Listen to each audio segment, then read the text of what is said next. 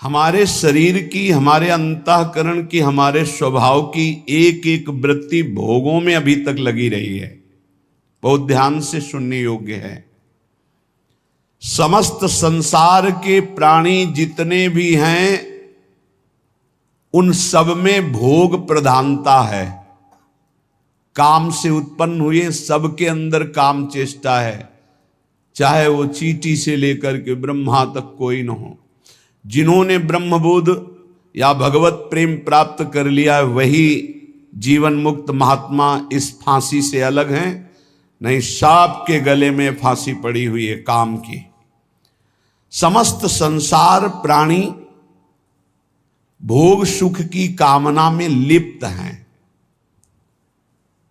सभी के मन में एक लालसा लगी रहती, ये भोगूं, ये चखूं, ये देखूं, ये सूंघूं, वहां जाऊं, मुझे आनंद मिल जाएगा। आनंद की प्राप्ति के लिए प्रकृतिजन्य स्थान, वस्तु, व्यक्ति, इनके भोग की आकांक्षा।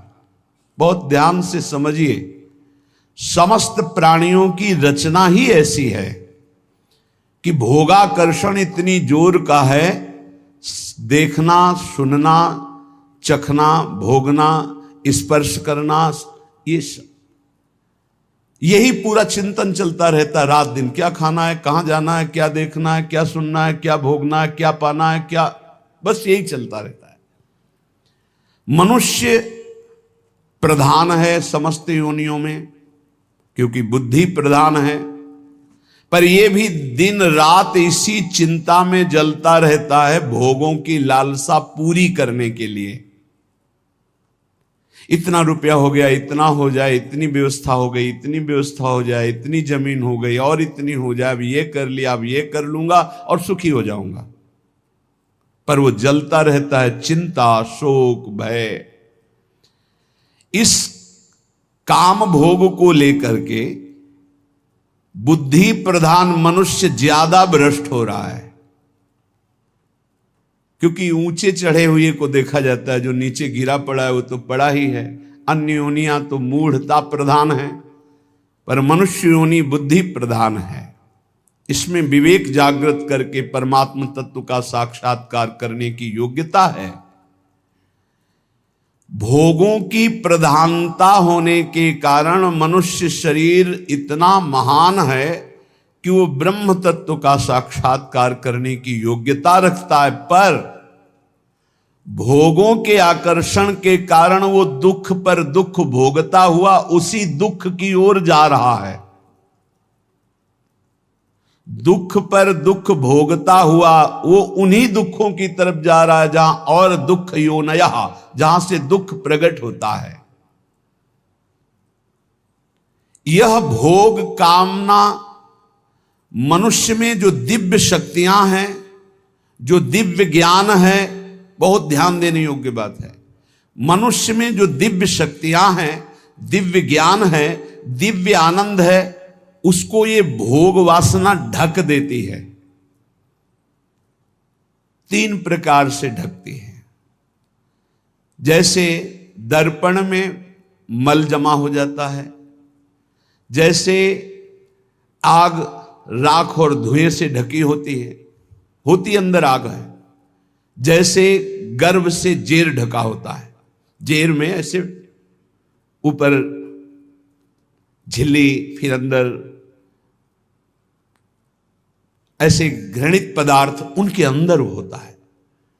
ऐसे 3 प्रकार के साधकों की बुद्धि काम में ढक जाती है। जो एक अच्छे सतोगुणी होते हैं, उनकी धुआं और राख से ढकी हुई अग्नि के समान बुद्धि होती है। थोड़ा सा फूंक लगी, अग्नि प्रज्वलित हो गई। थोड़ा सा झटका लगा, अरे मैं कहां भ्रमित हो रहा हूं, मैं अपना पतन कर रहा हूं, तत्काल वो सावधान हो गया और ज्ञानाग्नि प्रकट हुई, वासना को त्याग करके वो आगे बढ़ गया। दूसरा सत रज मिश्रित, दर्पण सामने है पर चेहरा नहीं दिखाई दे रहा, बोध नहीं हो रहा, क्योंकि मल लगा हुआ है। उसके लिए विशेष सत्संग की आवश्यकता है। जब बार बार सत्संग सुने तब उसको चेतना जागृत होती है, अरे मैं गलत हूं, मैं गलत मार्ग में जा रहा हूं। जे भी ऐसे फेरा गया हाथ, मल हटा से प्रतिबिंब दिखाई देने लगा।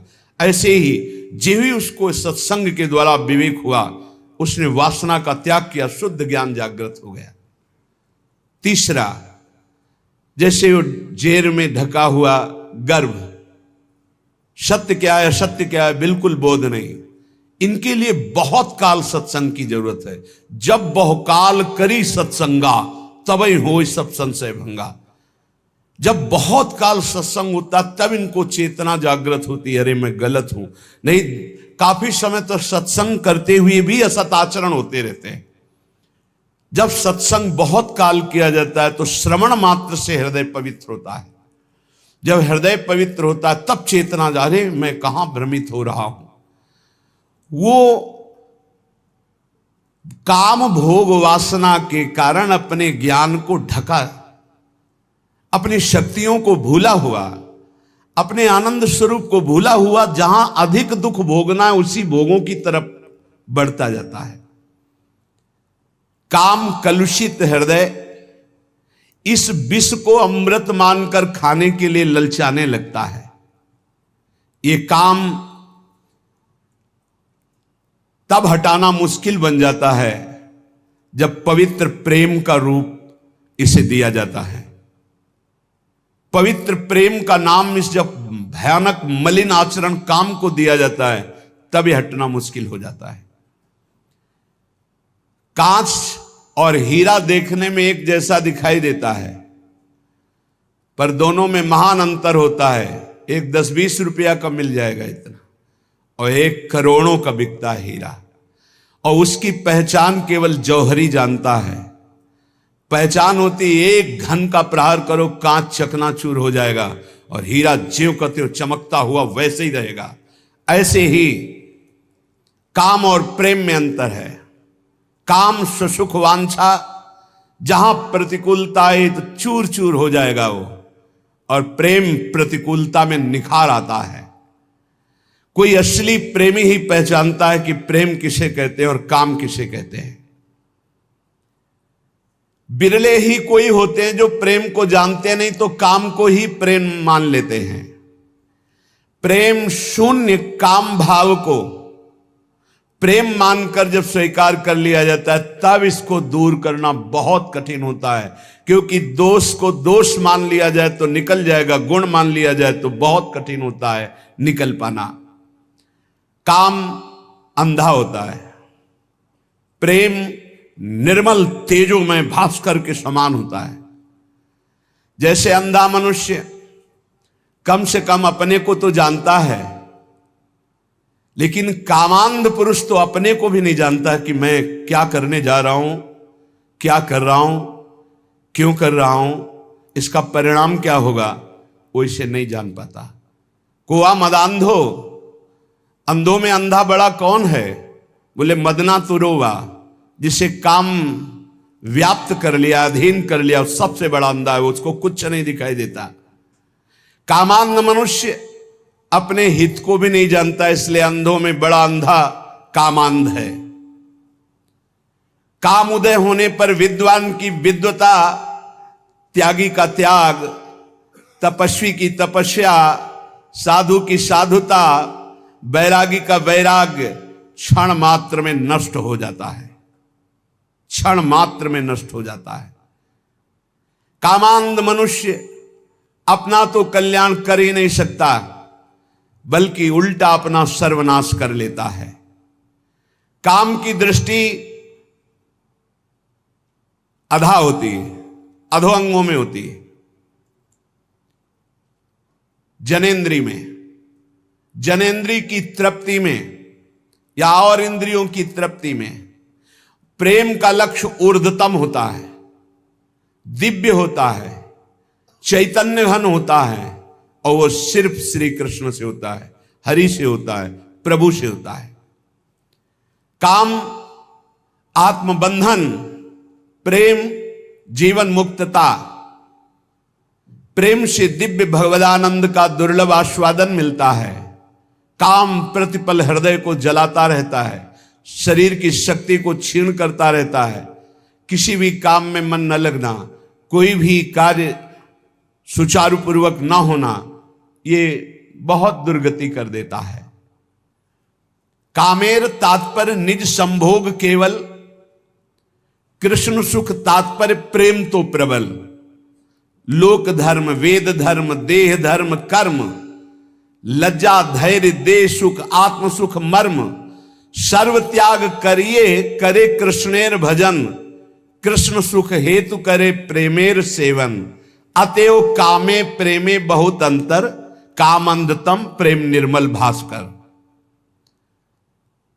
जब मनुष्य की कामना शरीर में केंद्रित होती कि शरीर भोग कर सुखी होऊंगा, उसका ज्ञान ढक जाता है, उसकी दिव्य शक्ति ढक जाती है, उसका आनंद ढक जाता है और बड़ा नीच होता चला जाता है वो। और जब सत्संग के द्वारा हमारी चित्त वृत्ति केंद्रित होती परमात्मा में, प्रभु में, श्री कृष्ण में, श्री हरि में, प्रियाजू में, तब वो दिव्य प्रेम बनता है। प्रेम शब्द केवल भगवत चरणारविंद में जुड़ने से होगा। संसार में प्रेम नहीं होता, काम होता है, राग होता है, मोह होता है, आसक्ति होती है। जिस उपासक को निजेंद्रिय तृप्ति की इच्छा जागृत रहती है, ये खा लूं, ये भोग लूं, ये देख लूं, ये सुन लूं, वहां चला जाए, वहां का खाया जाए, ऐसा किया जाए, वो भोग सुख कामना जितनी बढ़ती चली जाएगी उतने वो राक्षस होता चला जाएगा, पशुता आती चली जाएगी, आसुरी भाव बढ़ता चला जाएगा, उसमें वो जान नहीं पाएगा आसुरी भाव, उतना ही वो निकृष्ट होता चला जाएगा। और जितना भोग सुख कामना का त्याग होता जाएगा उतने शांति आती जाएगी। त्यागात शांति निरंतरम। और शांति में चिंतन जो होता है, फिर सही दिशा हम निर्णय कर पाते हैं जब हृदय शांत होता है। शांत कब होता है? त्यागात शांति निरंतरम। जब भोगों के सुखों का त्याग, तो तत्काल शांति हृदय में, और उस शांति से वो फिर भाव दशा की तरफ बढ़ता है। वो उतना ही महान होता जाता है जो जितना काम सुख का त्याग करता जाता है। जो शरीर भोग सुख को सर्वथा भूल करके एकमात्र परमात्म चिंतन में रमा रहता है, उसे ही महापुरुष कहते हैं। महापुरुष कौन है? जो मदन सुख, जो मोहाशक्ति और जो मद, तीनों पर विजय प्राप्त किए हुए, तीन मकार पर जो विजय प्राप्त किए हुए महापुरुष है। जो काम विजयी है, जो अहंकार विजयी है, और जिसकी कहीं भी मोह ममता नहीं है, एकमात्र प्रभु श्री हरि में, वही महापुरुष है। जो निरंतर भगवदाकार वृत्ति में डूबा हुआ है, शरीर सुख छोड़कर, वही महापुरुष है। जिनका आत्मसुख सदा सर्वदा प्रभु के सुख में परिणित हो जाता है, उन महापुरुषों द्वारा जगत का कल्याण अपने आप प्रारंभ हो जाता है। वो जगत बंदनी, उनकी तुलना में कोई भी तपस्वी या कोई भी नहीं हो सकता। जो निरंतर भगवान के चिंतन में डूबे हैं, शरीर सुख के त्यागी हैं, उन महापुरुषों के द्वारा जगत मंगल स्वयं होता है। उनको संकल्प नहीं करना पड़ता, उनकी बराबरी कोई नहीं कर सकता। जो प्रेमी जन होते हैं वो इष्ट सुख प्राणा होते हैं। अपने इष्ट के सुख में निमग्न रहने वाले, अपने इष्ट को प्राण समर्पित करने वाले, जैसे भगवान श्री कृष्णचंद्र जी गीता में कहते हैं, मदगत प्राणा, मच्चित्ता मदगत प्राणा बोधयंता परस्परम। जो मेरे में सदैव चित्त लगाए हुए हैं और मेरे को प्राण समर्पित कर दिए हैं। अब जीने मरने की परवाह नहीं, अब भूख प्यास की परवाह नहीं, अब दुख सुख की परवाह नहीं, क्योंकि मेरे प्राण प्राणनाथ को समर्पित है। उनका सहज सुख हो जाता है भगवदानंद। जैसे अभी सहज सुख है विषयानंद, हमारी वृत्तियां सहज में विषयानंद में जाती है, ऐसे उन महापुरुषों का सहज चिंतन, सहज आनंद भगवदानंद होता है। वेद धर्म, देह धर्म, लोक धर्म, लोक की लज्जा, देह सुख, आत्म सुख, परिवार सुख, आर्यपथ, धन के द्वारा प्राप्त सुख, ये सब का त्याग हो जाता है। एकमात्र केवल प्रभु, अपने आराध्य देव, प्रिया प्रीतम, श्यामा श्याम। जब तक उपासक के हृदय में लोक की परवाह है, परलोक की परवाह है, वैदिक सिद्धांतों की परवाह है, भोग मोक्ष की परवाह है, तब तक अभी प्रेम रण क्षेत्र में वो नहीं उतरा। जो प्रेम क्षेत्र में उतरता है, न लाज तीन लोकन की, न वेद को कहो करे, न शंख भूत प्रेत की, न देव जच्छते डरे, सुने न कान और की, दृश्य न और इच्छना। जो अपने इष्ट देव के लिए सर्वस्व का त्याग करके, निज सुख का विस्मरण करके केवल इष्ट सुख में तन्मय हैं, उन्हीं को प्रेमी कहते हैं, उन्हीं को प्रेमी कहते हैं। इस शरीर सुखों को प्रेमी नहीं कहते। निज सुख कामना को जब प्रीति रस की उपाधि दी जाती है, तब वो मलिन हो जाती है। जहां निज सुख कामना, हे प्रभु मैं आपकी आराधना करता हूं, मेरा काम ये पूरा हो जाए, मेरी ये चाह पूरी हो जाए, मेरा ये मेरा ये मेरा ये, तो प्रभु तुम्हारे है ही नहीं। प्रभु से क्यों काम करवाने की बात कर रहे हो? अपने को प्रभु का प्रेमी कहलाते हो? बोले उपाधि मात्र है, प्रेम नहीं है। प्रेम निरुपाध ही होता है। प्रेम में मांग नहीं होती इस बात की मेरी ये बात पूरी हो जाए, क्योंकि मेरा शब्द तो गया प्रभु के पास। ये तन प्रभु का, मन प्रभु का, प्राण प्रभु का, परिवार प्रभु का, जगत प्रभु का, मेरे सिर्फ प्रभु, मेरे तो गिरधर गोपाल, दूसरों न कोई। जब आप ही मेरे हो तो आपसे क्या मांगना है? आप ही मेरे हो। तो प्रश्न बनता है, क्या ऐसे निरुपाधि प्रेमी में भगवत दर्शन की भी लालसा नहीं होती? क्या अपने इष्ट के दर्शन की चाह करना भी प्रेम में कलंक है या बाधा है? क्या उनकी सेवा सुख में निमग्न होना भी बाधा है? सेवा करते हुए सुखी होना, उनके दर्शन की चाह रखना, उनसे मिलन की आकांक्षा रखना, क्या यह भी प्रेम में बाधा है? बोले नहीं। तो इसमें फिर आ जाता है ना अपना सुख, कि प्रभु को देखकर मुझे सुख होता है, प्रभु की सेवा करके मुझे सुख होता है, तो हम तो सुख ले रहे हैं ना, तो तत्सुख कहां हुआ? बोले नहीं। बड़ा सूक्ष्म वर्णन किया है। जब उपासक उपासना में तन्मय होता है, तो उपास्य देव के मिलन की प्रबल आकांक्षा जगती है। ये उपासना का रंग है, और इसे कामना नहीं कहते, इसे कामना नहीं। प्रभु के मिलन की चाह बंदनीय है, और जगत की वस्तु व्यक्ति स्था की चाह ये निंदनीय, ये त्याज्य है, ये बंदनीय है। तो इसमें स्वसुख तो होता ही है, प्रभु को देखकर भक्त को सुख होता है, फिर हां होता है, पर उससे कई गुना बढ़कर प्रभु को सुख होता है। प्रभु को सुखी देखकर वो उपासक और सुखी होता है, या सुख की होड़ लगी रहती है, तत्सुख की होड़ लगी रहती है। एक हृदय में महान उल्लास, मेरे प्रभु कब मिलेंगे, कब मिलेंगे, इसे विरह कहते हैं। ये प्रेम का स्वरूप है। ये चाह अचाह स्थिति से भी ऊपर की है, अचाह स्थिति से ऊपर की स्थिति है। कब मिलोगे प्यारे, कब मिलोगे?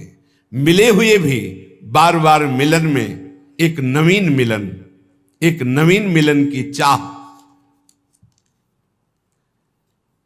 जब उपासक उपास्य देव को देखता है, तो उपास्य देव को देखने में जो उसे सुख होता है, उस सुख को देखकर उपास्य देव के हृदय जो आनंद समुद्र हैं उनमें उफान आता है। उनको सुखी देख करके उपासक का और सुख बढ़ता है। ये सुख बढ़ता ही रहता है निरंतर। उनका रूप लावण्य, इनकी प्यास जैसे जैसे बढ़ती वैसे वैसे रूप लावण्य बढ़ता है।